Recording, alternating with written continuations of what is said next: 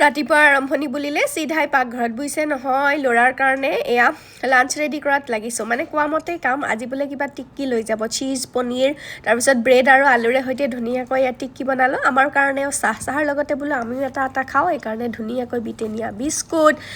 আৰু এয়া টিক্কিৰে মিলি খাবলৈ লৈছোঁ চাহ খাই আকৌ লাঞ্চ ৰেডি কৰাত দেখিছেনে তাকো দুটা টিক্কি দিলোঁ সৰু ল'ৰা ছোৱালী কিমাননো খাব তাৰপিছত অকণমান আপেল দি সকলোবোৰ ৰেডি কৰা মানে বাপেকে এয়া জোতা মোজা পিন্ধাইছে তাৰপিছত আহিলে নহয় যোৱা সময় এয়া যাবলৈ ওলোৱাৰ সময়ত মাকৰ প্ৰতি আদৰ দেখিছেনে কিমান ধুনীয়াকৈ গৈছে সিহঁত যোৱা মানে মই আকৌ ভাবিলোঁ পূজা পাঠ অকণ কৰি লওঁ আজি যিহেতুকে বৃহস্পতিবাৰ আছিল ধুনীয়াকৈ এয়া সেৱা জনাই তুলসীজোপাটো অকণমান পানী দি তাৰে ওচৰতো এগছি